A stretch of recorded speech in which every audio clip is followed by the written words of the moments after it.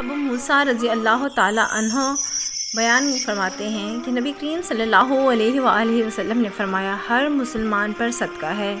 صحابہ کرام رضوان اللہ تعالیٰ علیہم اجمعین نے عرض کیا، یا رسول اللہ، اور جو شخص مال نہ پائے؟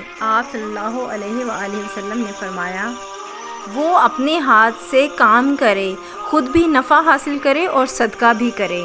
صحابہ کرام رضوان اللہ تعالیٰ علیہم اجمعین نے عرض کیا، یا رسول اللہ، اگر یہ بھی نہ ہو سکے؟ نبی کریم صلی اللہ علیہ وآلہ وسلم نے فرمایا، کسی مصیبت زدہ ضرورت مند کی مدد کرے۔